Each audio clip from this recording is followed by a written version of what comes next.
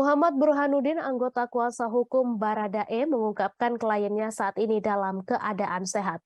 Burhanuddin juga menyatakan sejauh ini kliennya telah memberikan keterangan lebih detail dalam berita acara pemeriksaan atau BAP ke penyidik Polri.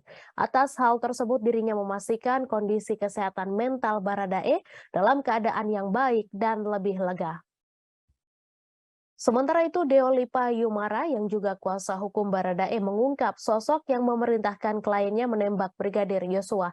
Deo Lipa menyatakan sosok yang memerintahkan itu merupakan atasan langsung Baradae saat bertugas.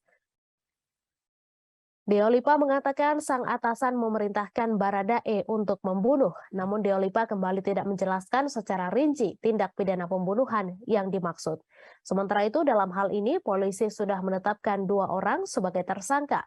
Keduanya adalah Baradae dan Brigadir Riki Rizal. Baradae dijerat pasal 338 junto pasal 55 dan 56 KUHP tentang pembunuhan dan persangkongkolan.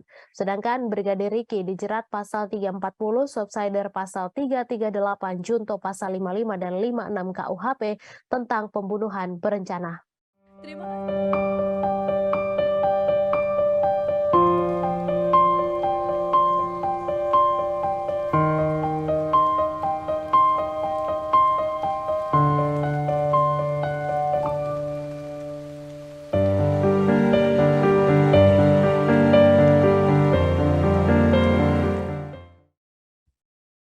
Sementara itu, Deo Lipa Yumara yang juga kuasa hukum Baradae mengungkap sosok yang memerintahkan kliennya menembak Brigadir Yosua. Deo Lipa menyatakan sosok yang memerintahkan itu merupakan atasan langsung Baradae saat bertugas. Deo Lipa mengatakan sang atasan memerintahkan Baradae untuk membunuh, namun Deo Lipa kembali tidak menjelaskan secara rinci tindak pidana pembunuhan yang dimaksud. Sementara itu, dalam hal ini polisi sudah menetapkan 2 orang sebagai tersangka. Keduanya adalah Baradae dan Brigadir Riki Rizal. Baradae dijerat pasal 338 junto pasal 55 dan 56 KUHP tentang pembunuhan dan persangkongkolan. Sedangkan Brigadir Riki dijerat pasal 340 subsider pasal 338 junto pasal 55 dan 56 KUHP tentang pembunuhan berencana.